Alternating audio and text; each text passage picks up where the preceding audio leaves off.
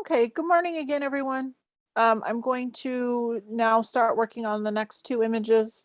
I wanted to break the video up a little bit into two parts, so you can watch, part one, and then switch over to part two, so you're not watching a long video all at one stretch.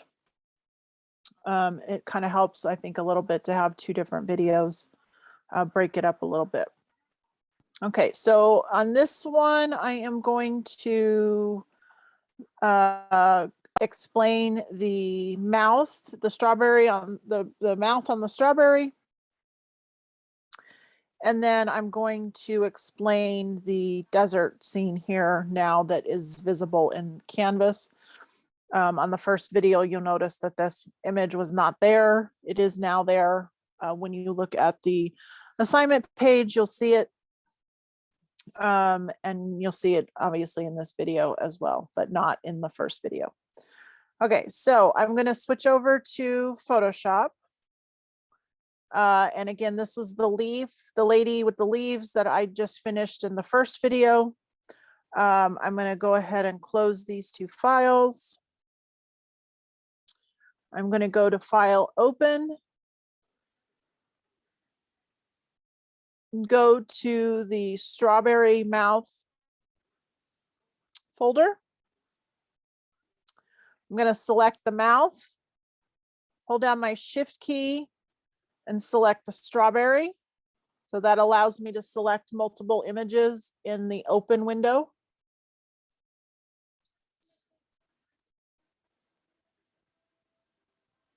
And then I'm going to click Open.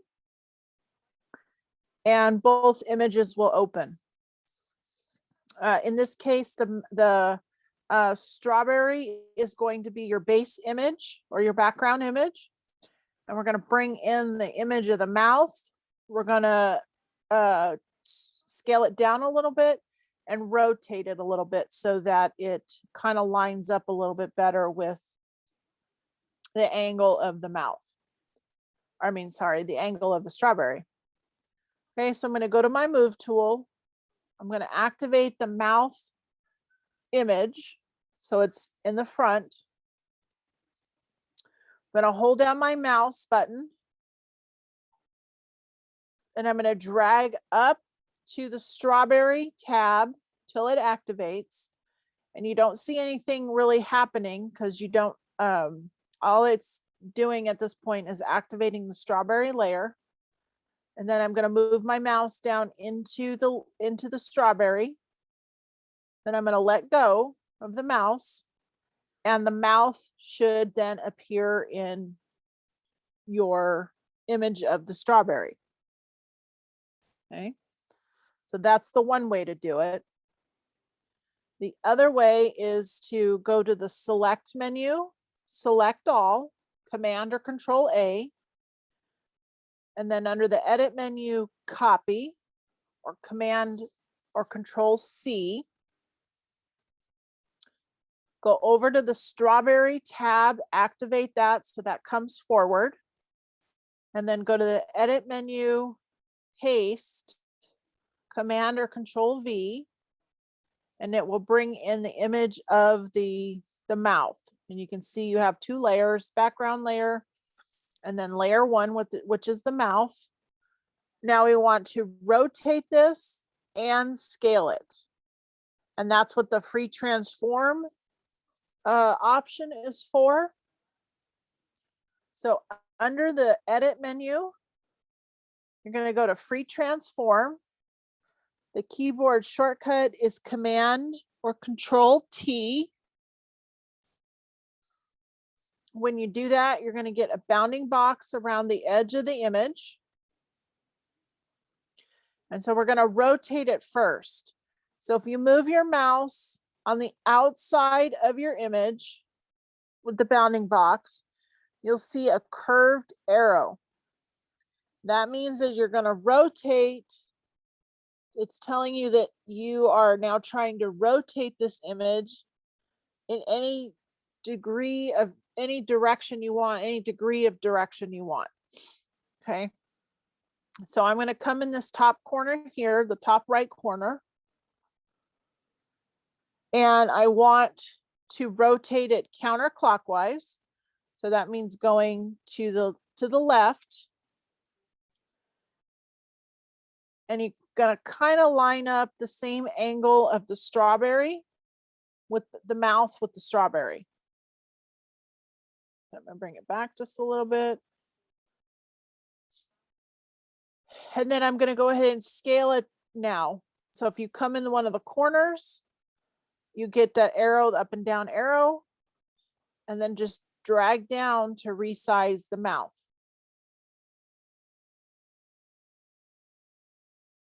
Okay, till you get it the size that you want it. Then once you get the size that you want the mouth to be, you're either going to click this X up, or not X, check mark up here at the top in your control panel, or press return on the keyboard. So I'm going to go ahead and click on that check mark up here, and it applied that transformation, scaled it down and rotating at the same time. And then using my move tool, I'm going to position the mouth on top of the strawberry. And then I'm going to add my layer mask, because we're going to remove the part around the mouth that we don't want to keep. So get my paintbrush, make sure that my foreground and background color are set to black and white. If they're not, press the D key to do default, and then press X to switch it to black as the foreground color. Then I'm going to increase the size of my brush just a little bit using the bracket keys, and then paint out the part of the image that I don't want to keep. Okay, and you're trying to make it look like the mouth is part of the strawberry.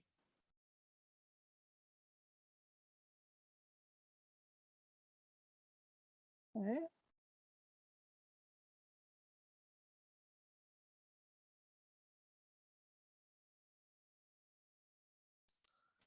Okay, and zoom in a little bit, make my brush a little bit smaller so that I can get a little bit more of this removed. And then I'm going to switch back to white and bring some of it back in.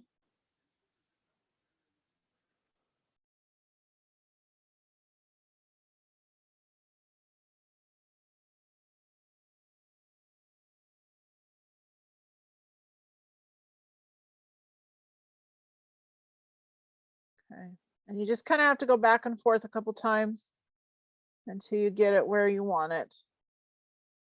Now there are other techniques to do with layer masking, but I want you to learn this version first.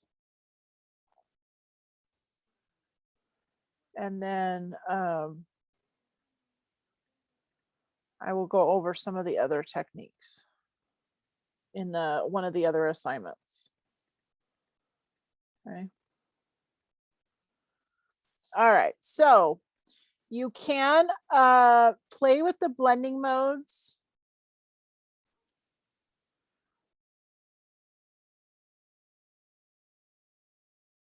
But pretty much on this one, you're going to just leave the blending mode. Well, maybe that one. You can experiment with the blending modes, but usually on this one, in this case, just leaving it at normal will still give you that effect of the mouth being on the strawberry, or the strawberry has an opening of a mouth. But again, you can experiment with the blending modes.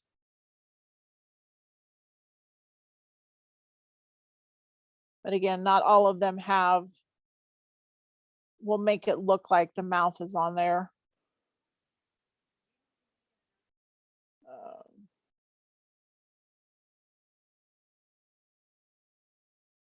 But again, you can experiment with them if you want to. Okay. But by leaving on this one, leaving it at normal, it should be okay.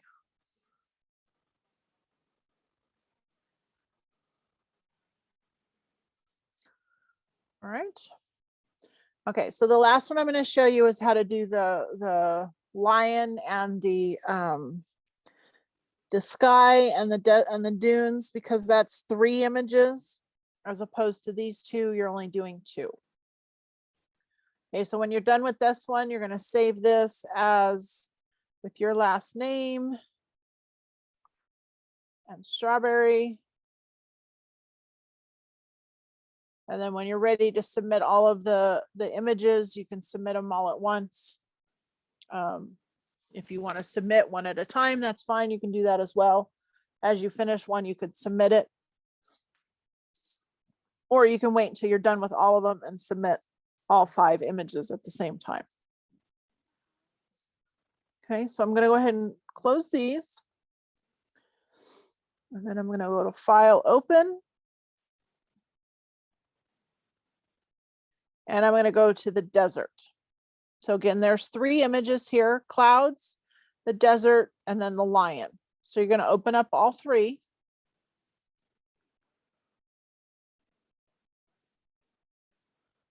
Okay, so there was the lion, the desert, and the clouds. So you're going to determine which one is going to be your base image. So in this case, I'm going to make the desert. Well, let's see, what am I going to do?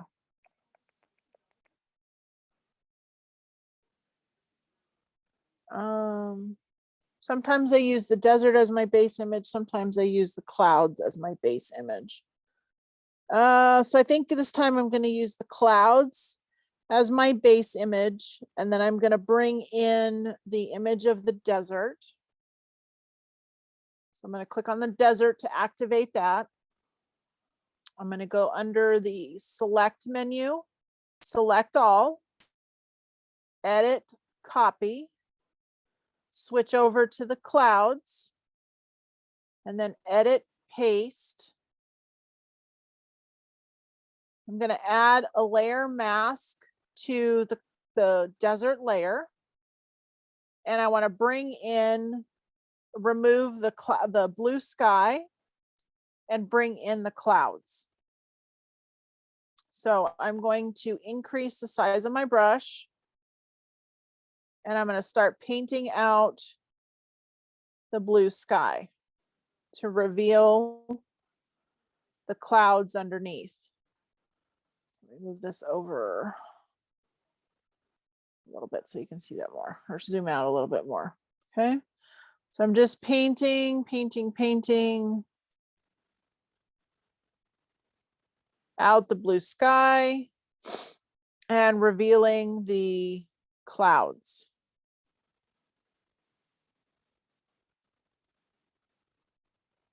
Okay, and I'm not doing a very good job here, but I can switch colors, change my foreground color to white, and then come back in here and touch this up a little bit better.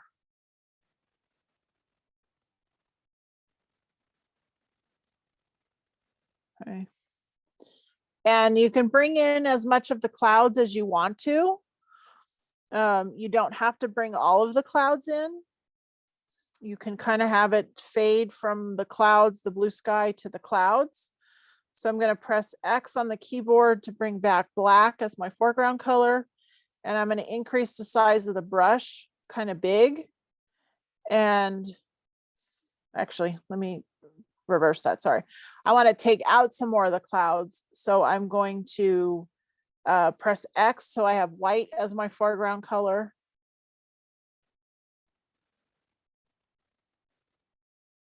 And, again, bring in as much of the clouds as you want. You don't have to bring it all in. If you just want a little bit, you can do that. Or if you want to bring all of the clouds in. It's however you want this to look. Okay. And then the last image that you're going to bring in over here is the lion. The lion does not need a layer mask. It's already been cut out from the background, and you can see by the checkerboard or the pattern in the back of the image, you can see that that it's already been cut out. There's no white background. There's no other colored background behind the lion. So there's no layer mask required for this one. So I'm going to hold down my mouse and I'm going to drag that image up to the clouds layer or tab, file tab. And then I'm going to come down into my image and then I'm going to let go. Now you can see that the lion is kind of big. If you want to make it look like the lion is close to you, you can leave it this size, maybe decrease it a little bit. But if you want to make it look like the lion is in the background or, farther back away from the camera, you go to the edit menu, free transform with the bounding box around the image, then you can resize it.